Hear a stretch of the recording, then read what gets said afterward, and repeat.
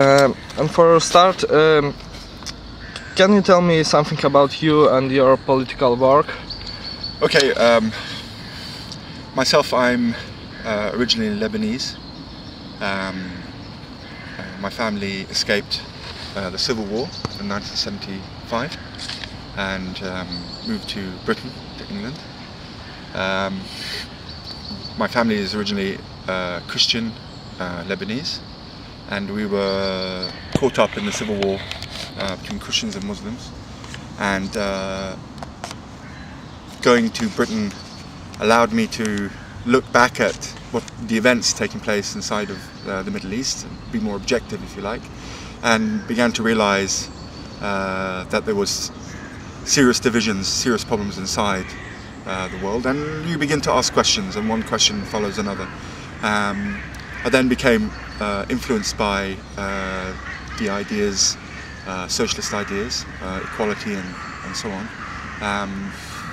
and then was inspired by various movements, the Iranian Revolution, before it degenerated, the Solidarność movement. And I began to realize that there was this real division inside the world, which wasn't religious or sectarian or according to race, but was according to class. And this began to develop then into a sort of more kind of revolutionary outlook, introduction to Marxist ideas and so on.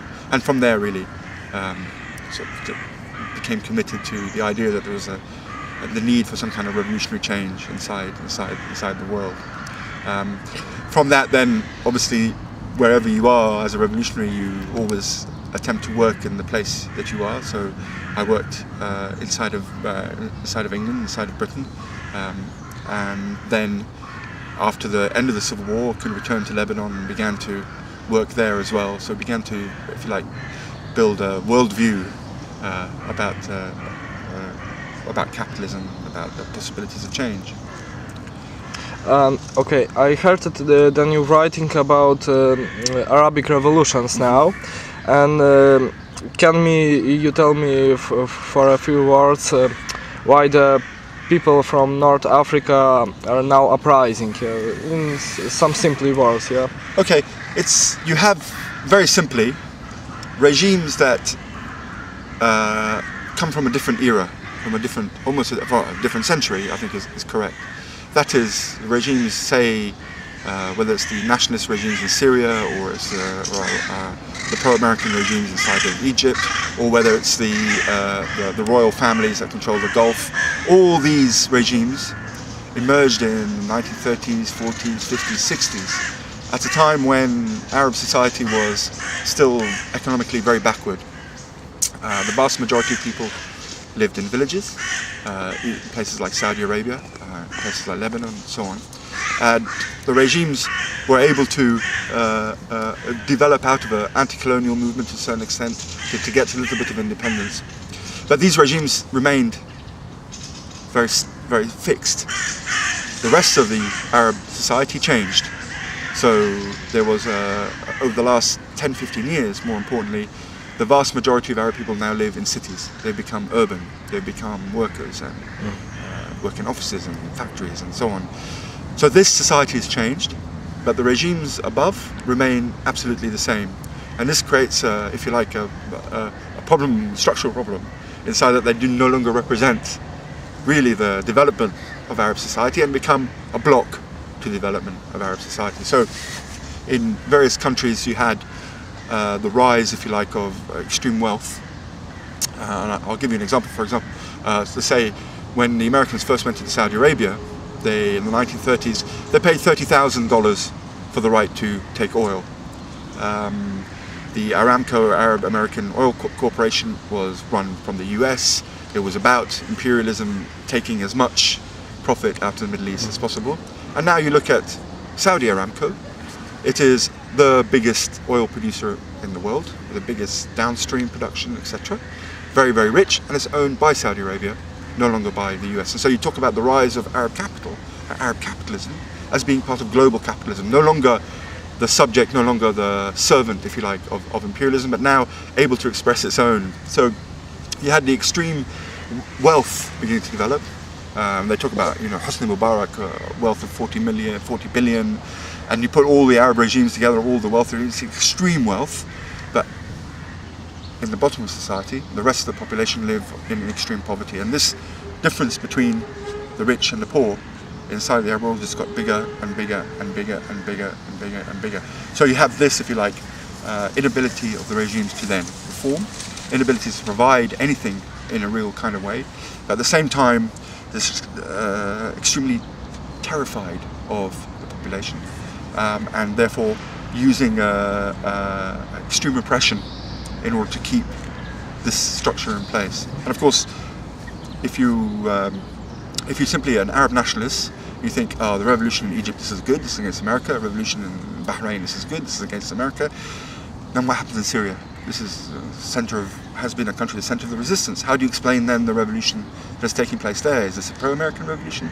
And so the limits, if you like, of the ideology that developed in the 1950s and 60s suddenly hit the reality, is that the revolutions didn't stop simply in pro-US countries, but went every country, irrespective of the regime, royalist, republican, anti-imperialist, pro-imperialist, and so on. So this expresses, if you like, a new movement from below, in which we are on the first days, really very early on inside of this. So it's the rebirth, if you like, of the Arab Revolution, but in a new situation where massive urban people, massive quite educated people, aspirant people, and so on. And so this now has shaken the old regimes that can no longer provide any kind of realistic solution to the population. So revolution inside the Middle East is a necessity for the advancement of the population. It's not an option, and there's no other. When every other road is closed, this is the only road that you can take. Okay, tell me, do you think is now existing in these countries where are rebels, Egypt or Tunisia or some other, are now existing left-wing or socialist structure, organization or party who can take the government in her hands on these rebels? The Arab left was destroyed in the 1970s and 1980s. Now destroyed, murdered. It was killed, and in its place came Islamism and various other Arab nationalism and so on. And so, for the Arab left to re-emerge as a real force required a change, a big historical change, which is now taking place. So now you look at the, for example, inside of Egypt, the revolutionary socialists, the development of workers' organisations and so on, as being, if you like, a rebirth of the left, in which the left have played a very, very important role in this. And of course, it's kind of incorrect to think of it as the Arab left, but to think of it as part of the global left, the global move for change. And what I mean by this is, what was very important for the development of these revolutions was the political development that took place around the anti-war movement. So when millions came to the streets of Italy and Spain and Britain and across Europe and so on, this had a very important political shift inside how Arab people saw themselves, not simply as Arab, but as being part of something much bigger.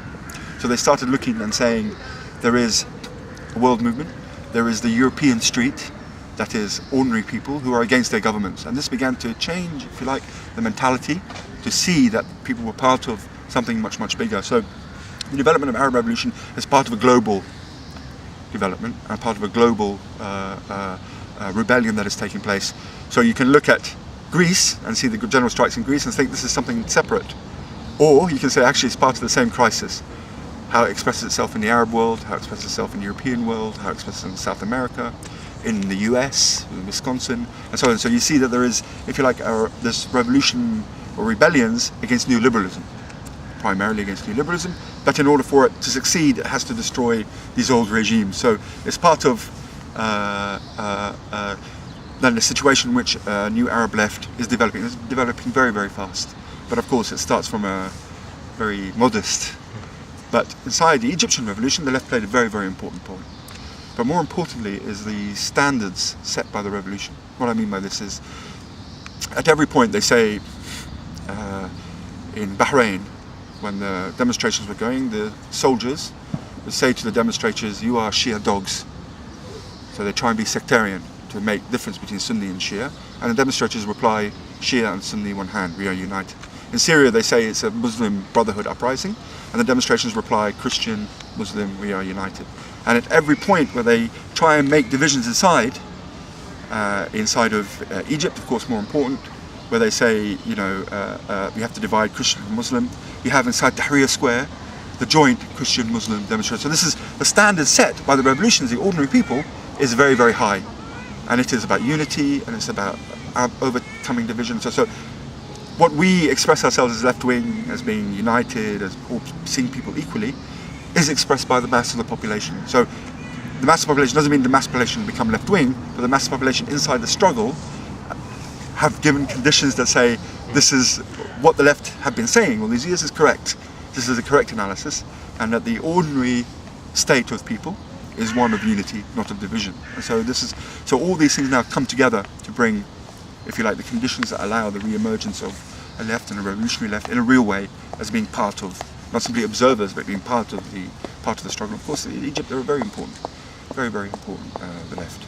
Okay, and what do you think about Gaddafi and Libya? Are the leftists and socialists must protect the Gaddafi how anti-imperialist player? No, the poverty in Libya is one of smallest in all Africa, and also Gaddafi was supported financial, for example, Chavez, in Venezuela. Well, the thing is the rhetoric of anti-imperialism is very strong. Yes, against imperialism. Yes, against imperialism. But what did he do in practice? In reality, what did Gaddafi do? He was never, in a real way, part of the resistance. So you can make speeches and make rhetoric about imperialism, colonialism, yada yada. At the same time, you take the money and you put it in your pocket. You bring your son, you put money in their pocket. You know. So the reality was not of anti-imperialism. And of course, Gaddafi quite happily made a deal with the US and Britain in 2003. He introduced neoliberalism in the same way as all the other regimes had, and it was part of a small group, a cabal, if you like, or a small, very close family who controlled the wealth, who controlled industry, who controlled. And so this idea that they're anti-imperialists, of course, is fake. So it seems anti-imperialist, but in reality, what does it mean? So the most important point, of course, is to say, what was his role in Lebanon? What did he do in Lebanon during the Lebanese Civil War? He wasn't part. He was part of the suppression of the revolution, not its helping. So there's a rhetoric, and then there's a reality. Now, of course, the Libyan revolution exploded not to hand the country over to France or Italy or the US. It was part of the general rebellion against poverty and against oppression and so on. The problem was that inside of these conditions of a very extreme, very repressive state, suddenly opened the door for imperialism to come back in. So the US and imperialism lost Egypt, France lost Tunisia. Now suddenly they had an opportunity to go back into Libya. Now, so the Libyan revolt, if you like, inside of the east, Benghazi and Tobruk and so on, has been taken over and hijacked by imperialism. But then you look in other parts of western Libya, Misrata, the Western Mountains, inside of Tripoli, you see that actually the revolution is still alive.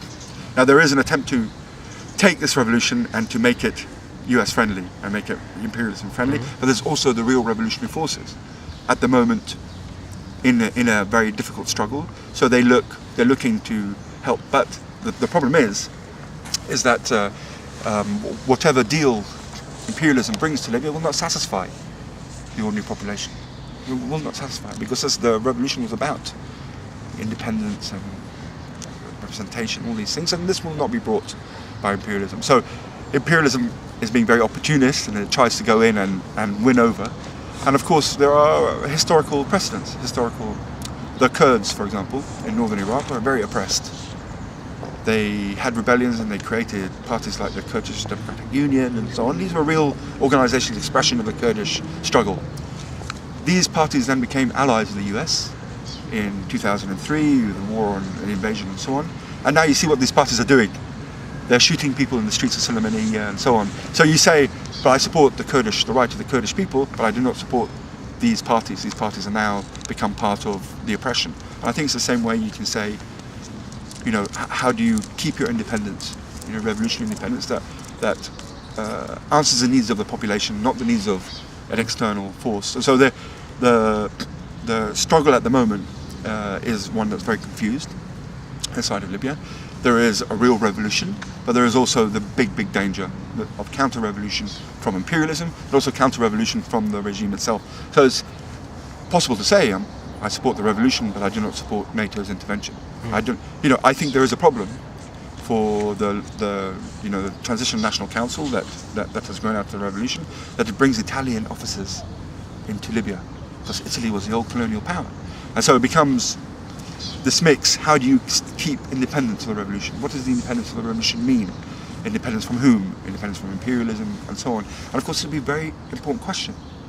Whatever happens in the war, the question of compensation, the question of rebuilding the cities, this is going to be a very important struggle. And the Transition National Council, the rebel council, of course has agreed to honour all the contracts signed by the Gaddafi regime.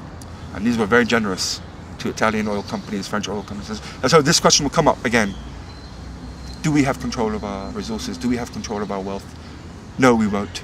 It will be the same contracts from the old regime that we have taken on. So inside the struggle there'll be more struggle. And the important thing, I think, is to say we fight for an independence of the revolution, we fight for an independence from imperialism, but we also fight for the aspirations of the ordinary people. And in different places this will take different forms. But at the same time we have to say that we want the success of the Libyan revolution.